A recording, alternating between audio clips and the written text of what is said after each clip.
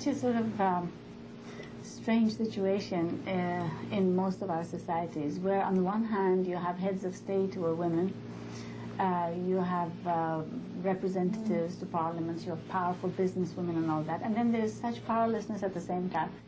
When I was in Iran, just before the revolution, I was Minister of State for Women's Affairs. When I wanted to come to the United Nations to be part of the delegation at the General Assembly, I had to get my husband's permission to leave. I had to get his permission to get a passport. This is something that was the law then, and it is the law still in almost all Muslim societies.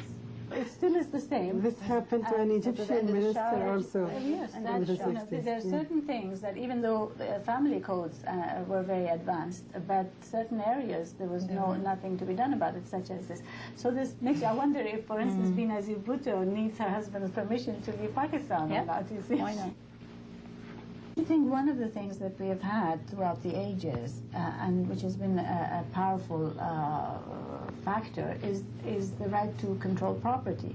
Now, I know from my own family, which is a farming family in Iran, that women, even in my grandmother's generation, owned farms, and in that capacity they managed their own affairs, they managed their own financial affairs, they had workers that they administered and so forth, and that was taken as a natural and normal thing.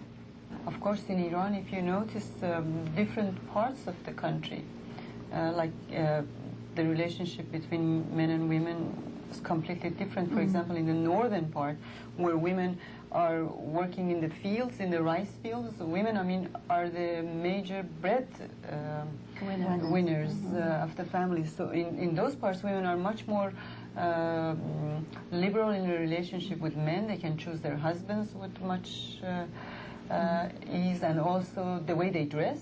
I mean, they have to be naked to the, to go into the rice fields. To go to the rice fields, they have to show their legs, and they have these very colorful headscarves, and this is very different from the urban women, from women who, actually the upper class women belonging to traditional families, who do not have any relationship to the society, to the workforce, and they're usually covered. And they are covered not only when they appear in the public, they're just covered. I mean, they have to stay in certain areas of the house, and they, even within traditional Muslim homes, you have public and private.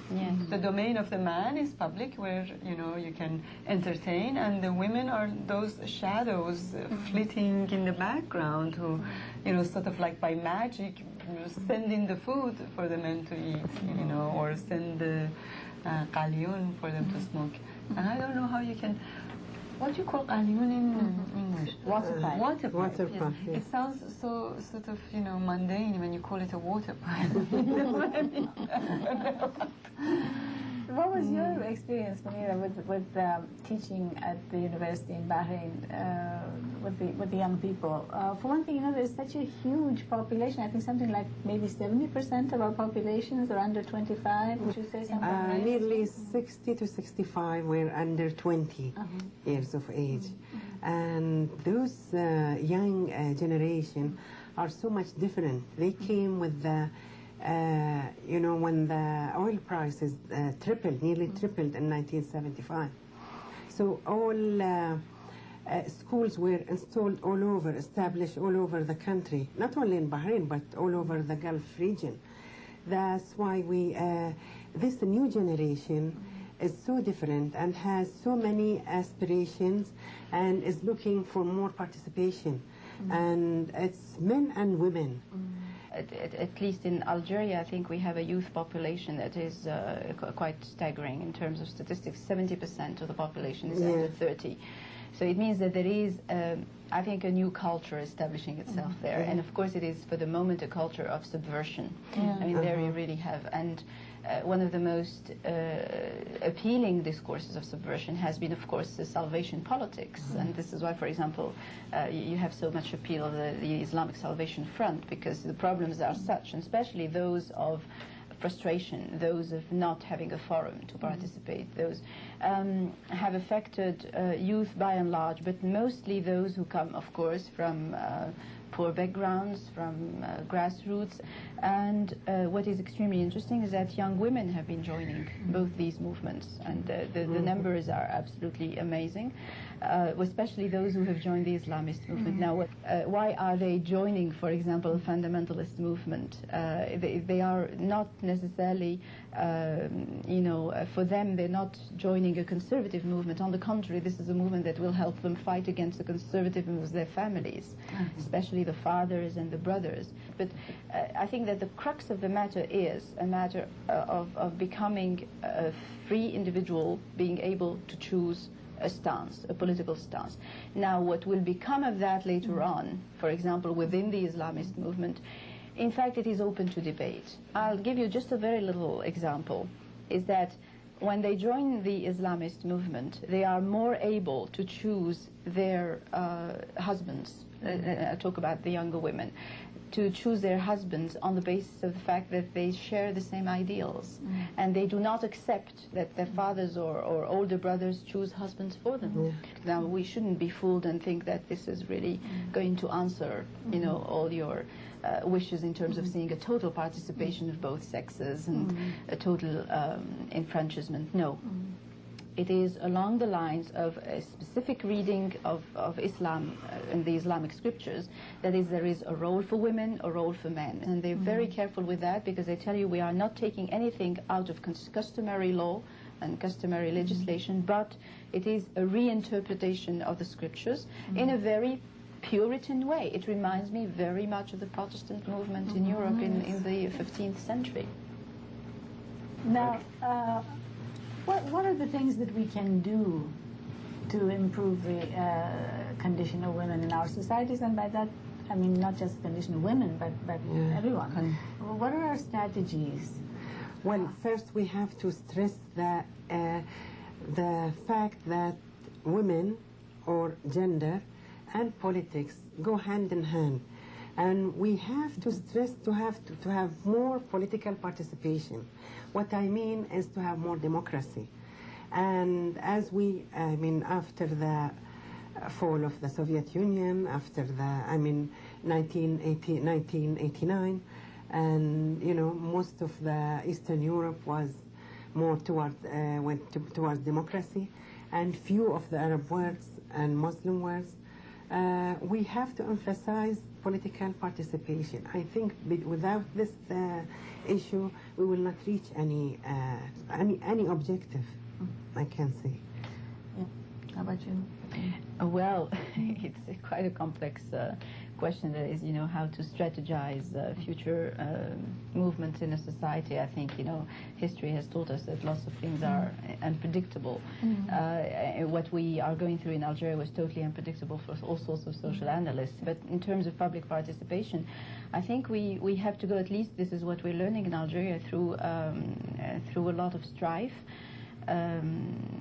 confrontation, but also debate, because I think that internal debate is needed between various groups, various interest groups, and we cannot avoid that.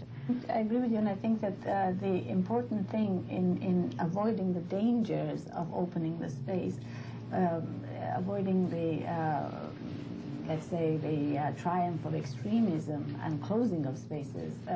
I think education is a very important matter. Education, of course, in the broadest sense, and not just literacy, but legal literacy, but human rights education, the ability, leadership education, especially for women.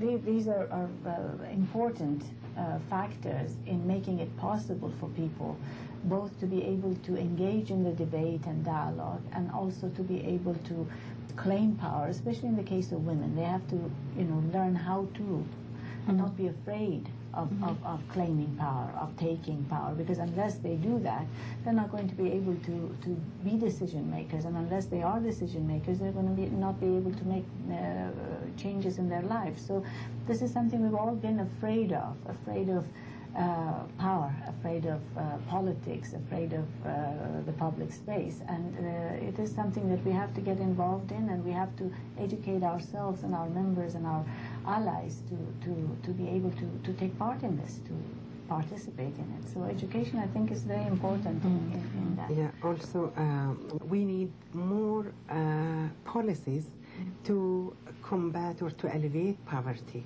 that goes parallel with the liberalization of the market. This is very important, I think, in order not to increase the fundamentalism also, which has this, poverty creates more and more fundamentalist ideas. And Azar, what's your formula for strategies for change? We've been talking about power and politics, and prose is your domain. How the most difficult task here. Huh? Well, I think that one thing about my domain that I've been lucky about is that literature, I think, by its nature means change. And with literature, when good literature at least, what it does to you is that it always gives you the possibilities or the potentials of what you could do. So I think that especially for a country like mine, you need education and knowledge. More than anything else, you need imaginative knowledge, the kind of knowledge which empowers you to change yourself. You see, I think it is important to look at yourself self-critically as women, and to see if a situation like this has happened in Iran, how responsible were we in bringing it about to begin with? And then how can we change the society through changing ourselves? For me, that has been the most important lesson that I have learned. The second point, which relates to people whom I have been dealing with during the past 2 or 3 years, through these conferences, women's conferences, I've been used to going to other sort of conferences, has been that for me it has been such a great and welcome surprise that there are women in other countries which I hold myself lumped as Muslim, and that these women are living under different conditions, but they also have common goals, and they are like me, in many ways. I think that by the virtue of just being in these spaces together, we sort of bring about a change in ourselves.